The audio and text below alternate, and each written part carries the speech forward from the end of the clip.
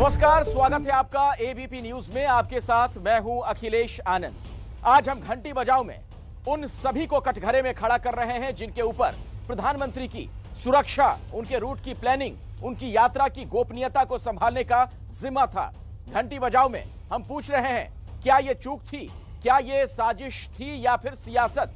इन सवालों का जवाब तलाशें। उससे पहले इस काफिला कांड में एक चौंकाने वाला खुलासा हो रहा है, और खुलासा ये, सरकार के सूत्र ये कह रहे हैं कि पुलिस और प्रदर्शनकारी मिले हुए थे। जी हां, पंजाब की पुलिस प्रदर्शनकारियों को हटाने की बजाय उनके साथ चाय पीने में जुटी थी। और एबीपी न्यूज को ग्राउंड जीरो से जो तस्वीरें मिली हैं, उसमें पुलिस वाले चाय पीते हुए नजर भी आ रहे हैं। जी हां, चौंकाने वाला खुलासा यह कि पीएम का काफिला फ्लाईओवर पर फंसा हुआ है, और जिन पुलिस वालों पर पीएम का काफिला पास कराने की जिम्मेदारी थी, उसे रास्ता देने की जिम्मेदारी थी, वो चाय पी रहे थे। सवाल ये, सुरक्षा में लगे पुलिस वालों ने क्या जानबूझकर अपने अफसरों को ग्राउंड जीरो की हकीकत से अनजान रखा? और इसकी तस्दीक करती तस्वीरें सामने आ रही हैं। और दूसरा खुलासा आपको बता दें कि पीएम के काफिले में राज्य के डीजीपी, मुख्य सचिव की गाड़ियां रिजर्व रखी गई थी, लेकिन दोनों बड़े अफसर शामिल नहीं हुए थे काफिले में। तो सवाल उठ रहे हैं कि क्या पंजाब प्रशासन को जो होने वाला था उसकी जानकारी पहले से थी? क्या यह सब कुछ साजिशन हुआ? इसी खबर पर ज्यादा जानकारी के साथ हमारे सहयोगी विकास भदौरिया हमारे साथ जुड़ गए हैं। विकास, देखिए, बिल्कुल अखिलेश जी, बड़े सवाल हैं और इन सवालों के जवाब राज्य सरकार को देने होंगे कि जिस वक्त प्रधानमंत्री का काफिला वहां फंसा हुआ था, उस वक्त कैसे जो पुलिसकर्मी थे जिनकी जिम्मेदारी थी कि प्रधानमंत्री के काफिले को निर्बाध रास्ता मुहैया कराया जाए, वो चाय पानी करने में व्यस्त थे। और वहां पर जो तस्वीरें आपने खुद देखी अखिलेश, हमारे दर्शक देख रहे हैं उन तस्वीरों को देखकर लग रहा है कि सुरक्षाकर्मी बिल्कुल दिलचस्पी नहीं ले रहे हैं कि किसी भी तरह से वहां से रूट साफ करा दिया जाए। और ये एक बड़ा सवाल है जो कि इस पूरी सुरक्षा की चूक के मामले में उठ रहा है। और साथ ही साथ ये और भी अहम इसलिए हो जाता है क्योंकि हाल ही में पंजाब में लुधियाना की अदालत में धमाके हुए। इस धमाके के पीछे पाकिस्तान की एजेंसी का हाथ है, और जिस शख्स का इसमें एक रोल सामने आया है, वो शख्स जो है जर्मनी से गिरफ्तार भी हो चुका है। तो इस सीमाई सूबे में लगातार पाकिस्तानी एजेंसी की नजर रहती है, और जहां पर यह घटना हुई वो ठीक अंतर्राष्ट्रीय सीमा से, पाकिस्तान की सीमा से 15 किलोमीटर के दायरे के भीतर है। और उससे भी बड़ा एक सवाल उठ रहा है कि जब प्रधानमंत्री किसी राज्य के दौरे पर होते हैं तो डीजीपी और मुख्य सचिव, ये दोनों अधिकारी जरूर निश्चित तौर पर प्रधानमंत्री के साथ उस पूरे कार्यक्रम के दौरान रहते हैं, सिर्फ राजनीतिक कार्यक्रमों को छोड़कर। लेकिन दोनों अधिकारियों की गाड़ी पूरे काफिले के दौरान नहीं, लेकिन दोनों अधिकारी बठिंडा हवाई अड्डे से लेकर और कहीं भी इस काफिले में शामिल नहीं हुए। और इसलिए सरकार के सूत्र सवाल उठा रहे हैं कि ये क्या पहले से स्क्रिप्टेड था सब कुछ? क्या यहाँ पर फ्लाईओवर के पास, न्यारा गांव के पास जो कुछ घटनाक्रम हुआ, सुरक्षा में प्रधानमंत्री की बड़ी चूक हुई, ये क्या वेल रिटन ड्रामा था? विकास, आप हमारे साथ जुड़े रहे हैं। काफी अहम सवाल आप खड़े कर रहे हैं। एबीपी न्यूज के भी कुछ सवाल हैं। इस पूरी घटना ने कुछ महत्वपूर्ण सवाल हमारे सामने खड़े कर दिए। क्या वाकई में पुलिस और प्रदर्शनकारी मिले हुए थे? जिस तरह की खबरें आ रही हैं, जिन पर सुरक्षा की जिम्मेदारी थी, वो चाय क्यों पी रहे थे? पुलिस वाले प्रदर्शनकारियों के साथ चाय पी रहे थे, तस्वीरें आई हैं। पुलिस वालों ने अपने अफसरों को सच बताया या नहीं, ये भी एक बहुत ही अहम और बड़ा सवाल। अगर अफसरों को सब पता था तो फिर सड़क से जाने क्यों दिया? ये कई सवाल हैं जिनके जवाब आने बाकी हैं। काफिले में मुख्य सचिव और डीजीपी क्यों नहीं गए? उनकी गाड़ियां थी, गाड़ियां रिजर्व रखी गई थी। क्या पंजाब के अफसरों को सब पहले से पता था? ये एक बहुत बड़ा सवाल है। इस लिहाज से भी इस पूरे मामले की अब जांच होगी, उसके बाद ही पता चल पाएगा। हमारे साथ विकास भदौरिया लगातार हमारे सहयोगी जुड़े हुए हैं। विकास, राजनीति को दूर रखिए, नरेंद्र मोदी देश के प्रधानमंत्री के पद पर हैं। इस लिहाज से देश के प्रधानमंत्री की जो सुरक्षा होनी चाहिए थी, जिस तरीके से चाक चौबंद इंतजामात होने चाहिए थे, वो नजर नहीं आ रहा है। जी हाँ, बिल्कुल। देखिए, और ये हाल ही के दिनों में प्रधानमंत्री की सुरक्षा से जुड़े हुए मसलों पर ये सबसे बड़ी चूक है। मैं आपको बता दूं कि पूर्व प्रधानमंत्री राजीव गांधी की हत्या के बाद से प्रधानमंत्रियों की सिक्योरिटी कवर को बहुत ज्यादा मजबूत किया गया और नो टॉलरेंस की पॉलिसी अपनाई गई। यही पॉलिसी एसपीजी सुरक्षा प्राप्त सभी प्रोटेक्टी के साथ थी। लेकिन उसके बाद से प्रधानमंत्रियों की सुरक्षा में कभी भी ऐसी कोई बड़ी चूक नहीं सामने आई कि प्रधानमंत्री को उस रूट से वापस लौटना पड़ा या उनको किसी दूसरी वजह से सुरक्षा चूक की वजह से अपने रास्ते को बदलना पड़ा हो। हाल ही के दिनों में सबसे बड़ी चूक की घटना है और इसको बिल्कुल भी हल्के से नहीं लिया जा सकता, क्योंकि प्रधानमंत्री न केवल दुनिया भर के उन राजनेताओं में शुमार होते हैं जिनकी जान को सबसे ज्यादा खतरा है। हाल ही के दिनों में अमेरिका हम गए थे और हमने देखा था वहां कैसे प्रधानमंत्री की सुरक्षा के लिए होटल और सड़क के बीच में 1 दर्जन से ज्यादा ट्रक खड़े कर दिए गए थे, क्योंकि होटल की दीवार वो सड़क से एकदम लगी हुई थी, कटी हुई थी। और ऐसी सूरत में अमेरिका की सुरक्षा एजेंसियों को ऐसा लगता था कि कोई गाड़ी टकराकर इस होटल की बिल्डिंग से ब्लास्ट कर सकती है और ऐसी सूरत में इस बिल्डिंग को कोलैप्स होती है तो वीआईपी की सुरक्षा को खतरा हो सकता है, इसलिए ट्रकों की कतार लगा दी गई थी। इस तरह की सुरक्षा अमेरिका में उनको दी गई थी। और यहाँ पर पंजाब में जो कि आतंकवाद से ग्रस्त रहा है, लुधियाना में आतंकी हमला हो चुका है, उसके बावजूद सुरक्षा में इतनी बड़ी चूक हुई है। बिल्कुल। और देखिए तस्वीरें हम विकास लगातार दर्शकों को दिखा रहे हैं, इन्हीं तस्वीरों की वजह से सवाल खड़े हुए हैं। इनमें आप देखेंगे कई पुलिसकर्मी आपको दिखेंगे खाकी वर्दी वाले जो चाय पीते हुए दिख रहे हैं, प्रदर्शनकारियों की जमात के आसपास घूमते फिरते हुए, चाय पीते हुए, चहलकदमी करते हुए। देश के प्रधानमंत्री का काफिला गुजरने वाला है, उस रास्ते से चाक चौबंद सुरक्षा होनी चाहिए, लेकिन आप देख रहे हैं ये तस्वीरें कुछ और कहती हैं। तो प्रधानमंत्री जैसे अति महत्वपूर्ण और संवेदनशील पद पर मौजूद व्यक्ति का काफिला अगर किसी जगह 20 मिनट तक रुक जाए, सामने भीड़ जुट जाए, आप समझ सकते हैं सुरक्षा के लिए यह कितना बड़ा खतरा साबित हो सकता था।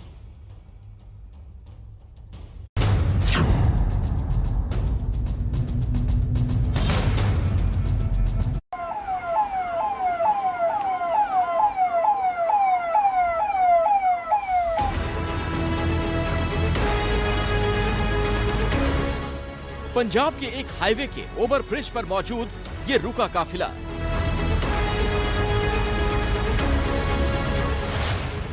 केंद्र और राज्य की शक्तियों के बीच ये फंसा काफिला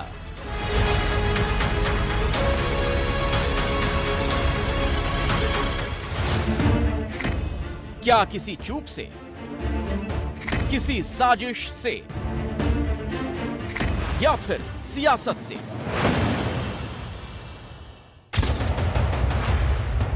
पंजाब के फिरोजपुर में रैली कैंसिल कर बठिंडा के जरिए रोड से लौटते प्रधानमंत्री के 20 मिनट तक एक ही जगह रुक जाने की खबर ने पूरे देश को हिला दिया। एबीपी न्यूज ने इस रुकावट की गंभीरता को बयां करने वाले प्रधानमंत्री के अल्फाज को अक्षरशः सामने रखा।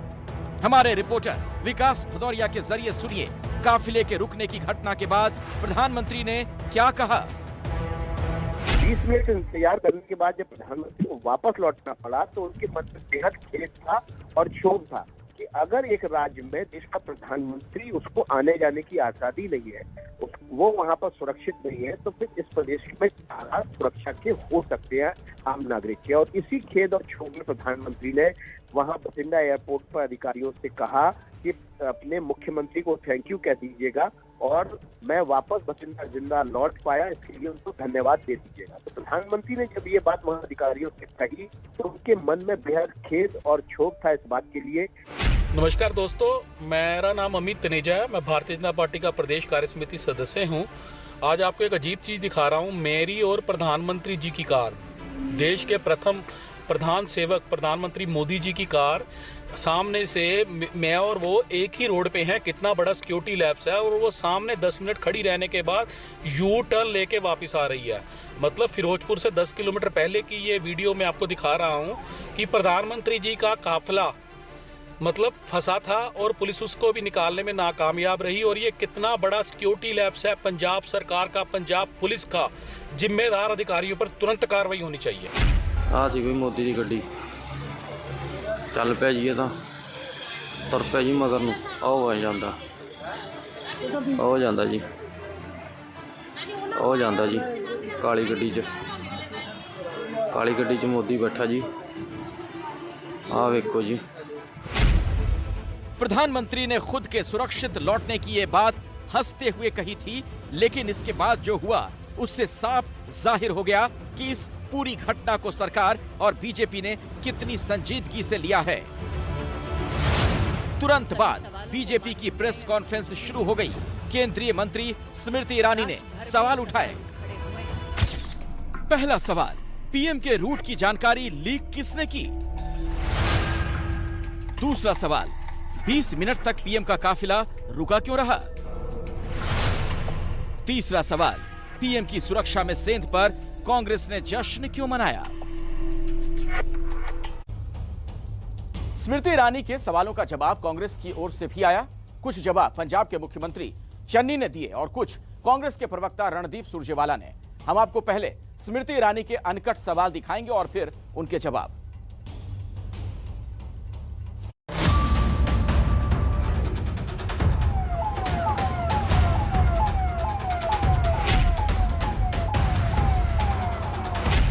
पहला सवाल, पीएम के रूट की जानकारी लीक किसने की? उस पूरे रूट की सुरक्षा का प्रबंध और कोई भी गतिरोध नहीं है, ऐसा आश्वासन पंजाब पुलिस ने प्रधानमंत्री जी के सुरक्षा दस्ते को दिया। ये बिल्कुल गलत है कि प्रधानमंत्री जी जब पंजाब में आए तो उनकी सिक्योरिटी लैप्सेस दिखाकर उनको खतरे के साथ को जोड़ा जा रहा है। ये राजनीति इसमें नहीं होनी चाहिए। We have every respect for our prime minister. Helipad से हेलीकॉप्टर पे जाना था, अचानक प्रोग्राम सड़क पे जाने का बनाया गया, जो कि प्रोग्राम में नहीं था, पहले से नहीं था। दूसरा सवाल, 20 मिनट तक पीएम का काफिला रुका क्यों रहा? 20 मिनट तक जब उनकी सुरक्षा भंग की गई, जिन लोगों ने प्रधानमंत्री की सुरक्षा को भंग किया, उन लोगों को प्रधानमंत्री की गाड़ी के पास तक, उस स्थल तक किसने और कैसे पहुंचाया? काफी पीछे गाड़ियां रोककर बता दिया गया कि आगे एजुकेशन वाले एकदम सड़क पे आकर बैठ गए। अब सड़क पे एकदम कोई ट्राली लगाकर बैठ जाए, उसको हटाने में 10, 15, 20 मिनट, आधा घंटा लग जाता है। इसलिए सेफ साइड के लिए प्रधानमंत्री जी को बोला गया कि आप पीछे आ जाएं, हम अदर रूट या बाई हेलीपैड आपको ले चलते हैं, लेकिन उन्होंने वापस जाने का फैसला किया। तीसरा सवाल, पीएम की सुरक्षा में सेंध पर कांग्रेस ने जश्न क्यों मनाया? इस घटनाक्रम के दौरान कांग्रेस के युवा नेतृत्व ने जोश का उत्सव का इजहार किया। किस बात का उत्सव है उनका? किस बात का जोश है? कांग्रेस पार्टी जब भी प्रधानमंत्री आएंगे, हमारी सरकारें उन्हें पूरा सहयोग देंगी। इस प्रकार की हारी हुई भारतीय जनता पार्टी, जिसका 0 जनाधार है पंजाब के अंदर, और जो शायद एक सीट भी ना ला पाए, इस प्रकार की उलझलूल बातें करके वो जानबूझकर प्रधानमंत्री के पद की गरिमा को भी दूषित कर रहे हैं। और चलिए आरोप प्रत्यारोप से आगे बढ़ते हैं और हम आपको ये बताते हैं, पीएम के रूट की जानकारी और सुरक्षा किनके जरिए तय होती है, कैसे अमल में लाई जाती है, सुरक्षा में चूक राज्य सरकार की जिम्मेदारी है या केंद्र की? इस पर सबसे पहले पंजाब के मुख्यमंत्री चन्नी का पक्ष सुन लेते हैं। ये इस कारण हुआ कि हेलीपैड से हेलीकॉप्टर पे जाना था, अचानक प्रोग्राम सड़क पे जाने का बनाया गया, जो कि प्रोग्राम में नहीं था, पहले से नहीं था। फिर भी आगे एजुकेटर बैठे हैं, पीछे काफ़ी पीछे गाड़ियां रोककर बता दिया गया कि आगे एजुकेशन वाले एकदम सड़क पे आकर बैठ गए। अगर सवाल इंटेलिजेंस फेल्योर का है तो जिम्मेदारी किसकी बनती है? इस पर एबीपी न्यूज के संवाददाता ओम प्रकाश तिवारी की जानकारी भी अहमियत रखती है। प्रधानमंत्री के सुरक्षा प्रोटोकॉल के मुताबिक उनके किसी भी दौरे के लिए एक वैकल्पिक रूट और तैयार किया जाता है, जिसका इस्तेमाल आपातकाल में किया जाता है। तो क्या इस दौरे के दौरान ऐसा कोई वैकल्पिक रूट बनाया गया था, और यदि बनाया गया था तो उसका इस्तेमाल क्यों नहीं किया गया? इसका जवाब अभी तक नहीं आया है। गृह मंत्री ने इस पूरे मामले में राज्य सरकार से पूरी रिपोर्ट मांग ली है और सवाल भी उठ रहे हैं केंद्र की तरफ से, जिनका जवाब देना कांग्रेस और खास तौर पर पंजाब सरकार के लिए मुश्किल हो सकता है। प्रधानमंत्री जी का जब रूट लगता है, उस रूट के अंदर कोई सिक्योरिटी स्टेट देती है, उसके अंदर कोई अवरोध नहीं हो सकता, वो लगातार चलते रहने वाला है। 15 मिनट उनकी गाड़ी खड़ी रही है और उसके बाद कोटपुल से उनकी गाड़ी को वापस जाना पड़ा। और उसके अलावा सबसे बड़ी बात कि उन्होंने भटिंडा जाकर एयरपोर्ट से बोला कि आप अपने मुख्यमंत्री को धन्यवाद देना कि मैं जिंदा भटिंडा लौट आया हूँ। प्रधानमंत्री जैसे संवेदनशील पद पर मौजूद शख्स की सुरक्षा में इतनी भारी चूक किसी भी देशवासी को गवारा नहीं होगी। किसी भी देशवासी को ये सुनना अच्छा नहीं लगेगा कि एक प्रधानमंत्री देश के किसी भी राज्य से लौटने के बाद ये कहें, शुक्रिया कहना, मैं जिंदा वापस लौट आया। जो भी हुआ वो चूक थी, साजिश या सियासत, खुलासा तो होना ही चाहिए। देश में कोरोना का प्रहार बढ़ता ही जा रहा है। इसी से जुड़ी मुंबई की चिंता बढ़ाने वाली रिपोर्ट आपको दिखाएंगे, लेकिन उससे पहले मुंबई की एक ब्रेकिंग न्यूज आपको दे दें।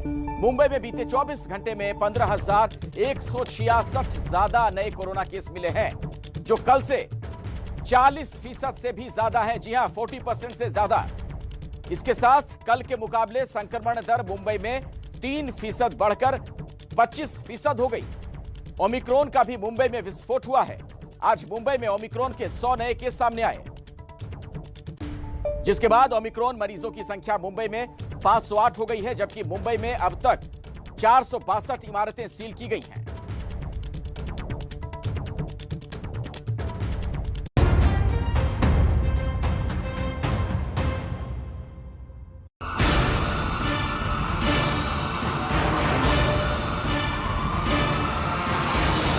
पच्चीस 25,000 अगर संख्या बढ़ रही है तो कम्युनिटी स्प्रेड निश्चित तौर पर हुआ होगा, ऐसा एक अंदेशा हुआ है। मुंबई का है तो अभी थोड़ा सा उभर रहा है, अब तुरंत ये होता है तो बहुत ही खराब घर घर में अवस्था हो जाएगी।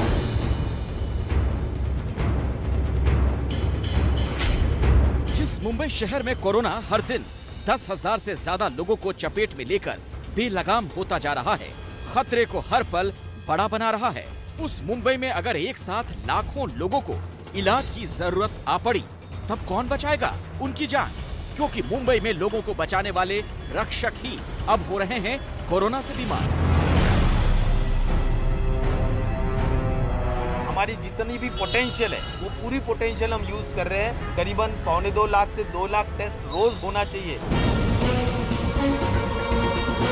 ये ऐसे ही 20,000 के ऊपर रुग्ण पाए जा रहेंगे तो लॉकडाउन लगाना जरूरी होगा।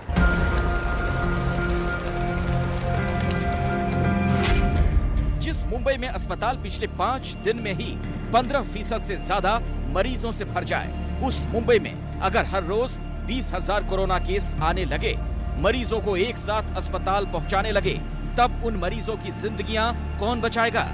क्योंकि मुंबई को बचाने वाले रक्षकों पर ही कोरोना अब प्रहार कर रहा है।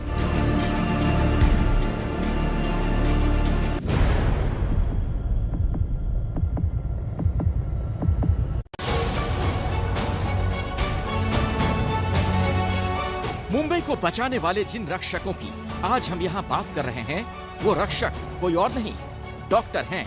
वो डॉक्टर जिनके कंधों पर देशवासियों को कोरोना और उसकी तीसरी लहर से बचाने की सबसे बड़ी जिम्मेदारी है। लेकिन ऐसे ही डॉक्टरों से जुड़ी मुंबई महाराष्ट्र से चिंता बढ़ाने वाली खबर सामने आई है। महाराष्ट्र में कोरोना के बढ़ते खतरे के बीच अलग अलग जिलों में 218 रेजिडेंट डॉक्टर कोरोना से संक्रमित हो गए हैं। सिर्फ 4 से 5 दिनों में ही महाराष्ट्र के इतने सरकारी डॉक्टरों पर कोरोना का कहर टूटा। और इसमें भी बड़ी बात ये कि संक्रमित 218 रेजिडेंट डॉक्टरों में 199 डॉक्टर अकेले मुंबई शहर के हैं। ये डॉक्टर मुंबई के अलग अलग सरकारी अस्पतालों में अपनी सेवाएं दे रहे थे और इसी दौरान कोरोना संक्रमण की चपेट में आ गए।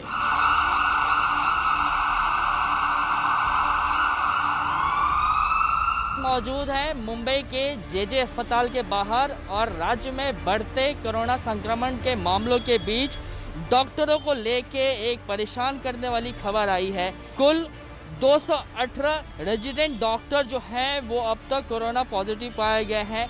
बीते 4 दिनों में ये आंकड़ा बढ़कर 1 से 218 तक हुआ है। बताया ये भी जा रहा है कि आने वाले कुछ दिनों में यह आंकड़ा जो है वो 300 या 400 के पार भी जा सकता है। यानी जिन डॉक्टरों पर इस वक्त मुंबई वासियों को कोरोना से बचाने का जिम्मा है और जो इस वक्त सबसे आगे रहकर कोरोना से देश के लिए जंग लड़ रहे हैं, खुद उन पर अब कोरोना का प्रहार हो रहा है, वो बीमार हो रहे हैं। ये डॉक्टर अविनाश दहीपाले हैं, जो सेंट्रल मार्ड यानी Maharashtra association of resident doctors के अध्यक्ष हैं। एबीपी न्यूज से बातचीत में अविनाश क्या कहते हैं, सुनिए। सिर्फ निवासी डॉक्टर ही पॉजिटिव आ रहे हैं ऐसी बात नहीं है, पूरे हमारी फैकल्टी से भी हमारे लोग इन्फेक्ट हो रहे हैं। फिर हमारे जो इंटर्न हमारे साथ काम करते हैं वो भी पॉजिटिव आ रहे हैं अभी फिलहाल तो। इसलिए जो हमारे डॉक्टर्स है पूरे सिम्टोमेटिक है और most of them are in home isolation and half of them like are in hospitalise. Mumbai में अब तक जो 199 रेजिडेंट डॉक्टर कोरोना पॉजिटिव मिले हैं, उनमें मुंबई के सबसे बड़े जेजे सरकारी अस्पताल के 61 डॉक्टर हैं, सायन अस्पताल यानी लोकमान्य तिलक म्युनिसिपल अस्पताल के 50 डॉक्टर, मुंबई सेंट्रल के नायर अस्पताल के 40 डॉक्टर, परेल के केईएम अस्पताल के 40 डॉक्टर और जुहू स्थित कूपर हॉस्पिटल के 8 डॉक्टर शामिल हैं, जबकि बाकी 18 डॉक्टर ठाणे, नागपुर, धुले और लातूर जिलों के सरकारी अस्पतालों के हैं। महाराष्ट्र देश के उन 25 राज्यों में सबसे ऊपर बना हुआ है जहां कोरोना का खतरा बढ़ रहा है। मुंबई में केस हर दिन रिकॉर्ड बना रहे हैं। कोरोना के साथ ओमिक्रॉन विस्फोट भी हो रहा है। नए साल की शुरुआत के साथ बीते सिर्फ 4 दिनों में ही मुंबई में कोरोना मामले 34% तक बढ़े हैं। मुंबई में 1 जनवरी को 6,347 कोरोना मामले सामने आए थे, 2 जनवरी को 8,063, 3 जनवरी को 8,082 नए केस सामने आए और इसके अगले दिन 4 जनवरी को 10,860 मामले मिले। यानी 3 जनवरी की तुलना में 4 जनवरी को कोरोना मामलों में 34% का उछाल देखने को मिला। पूरे महाराष्ट्र की बात करें तो 4 जनवरी को पूरे राज्य में 18,466 नए कोरोना मामलों की पुष्टि हुई। संक्रमण दर 13% से ज्यादा दर्ज की गई। इसी से आप महाराष्ट्र और मुंबई में बढ़ते कोरोना के खतरे को समझ सकते हैं। महाराष्ट्र में एक बार फिर से कोरोना की परिस्थिति बिगड़ती जा रही है, खासकर मुंबई में हालात दिन पर दिन बिगड़ते जा रहे हैं। हम इस वक्त मौजूद हैं मुंबई के नायर अस्पताल के बाहर और आज खबर ये मिली है कि जो रेसिडेंट डॉक्टर्स हैं वो बड़ी संख्या में कोरोना पॉजिटिव पाए गए हैं। ऐसे में सवाल सरकार से ये है कि अगर इतनी बड़ी संख्या में डॉक्टर पॉजिटिव पाए जाते हैं तो किस तरीके से सरकार जो है वो संक्रमित मरीजों का इलाज मुहैया करा पाएगी।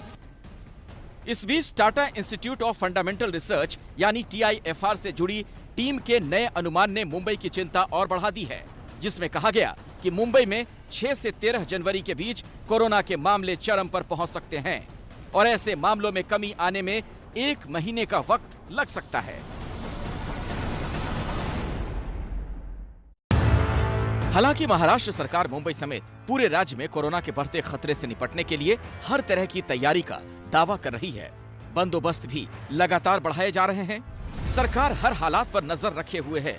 मुंबई में डिप्टी सीएम अजीत पवार ने कोरोना टास्क फोर्स के साथ समीक्षा बैठक की, जिसमें राज्य के स्वास्थ्य मंत्री राजेश टोपे भी मौजूद थे। बैठक के बाद राजेश टोपे ने कई बड़ी बातें कही।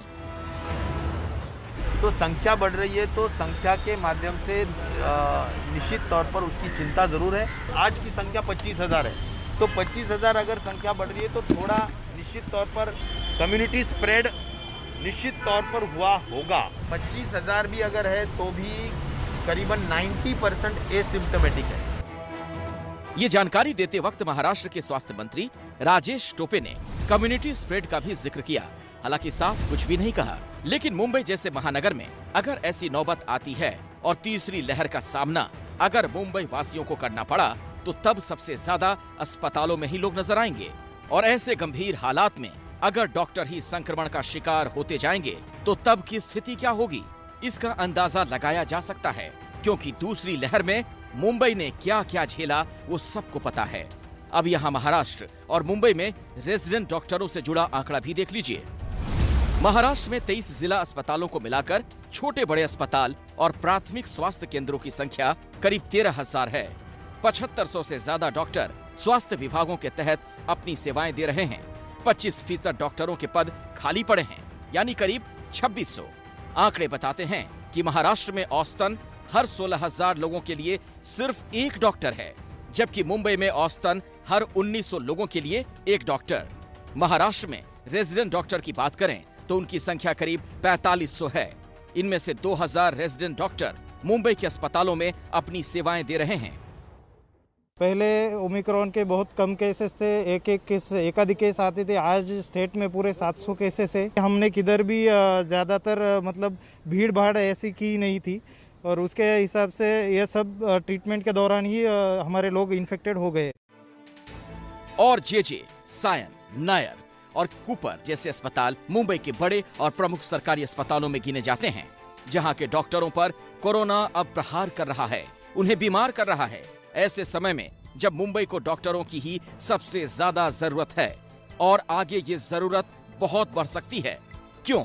वो मुंबई की 2 ताजा तस्वीरों को देखकर आप समझिए। एक तस्वीर मुंबई के बोरीवली की है, जहां भीड़ इस बढ़ते कोरोना के खतरे में भी कम नहीं हो रही, जबकि कई पाबंदियां हैं। दूसरी दादर की, जहां लोग मास्क में तो दिखे लेकिन दूरी का पालन नहीं किया, और पालन करवाने का जिम्मा जिन पर है वो भी नदारद।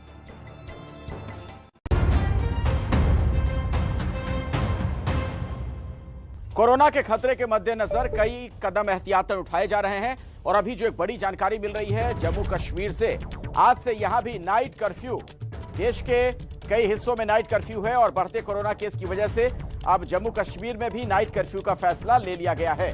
रात 9 बजे से लेकर सुबह 6 बजे तक जम्मू कश्मीर में अब नाइट कर्फ्यू। तो जिस तरीके से कोरोना के केस लगातार बढ़ते जा रहे हैं, ऐसे में एहतियातन ये कदम उठाए गए हैं। अब जम्मू कश्मीर में भी नाइट कर्फ्यू लगाने का फैसला किया गया है। रात के 9 बजे से लेकर सुबह 6 बजे तक ये प्रभावी होगा। तो अब अभी की बड़ी खबर जम्मू कश्मीर से, आज से नाइट कर्फ्यू। इधर दिल्ली में जब कोरोना संकट तेजी के साथ बढ़ रहा है तो राहत देती खबर भी मिल रही है। दिल्ली में 15 से 18 साल के उम्र के 36,301 बच्चों को आज वैक्सीन की पहली डोज लगी है। शाम 5:30 बजे तक का यह आंकड़ा है। देश भर में बच्चों के लिए वैक्सीनेशन मुहिम का आज तीसरा दिन है।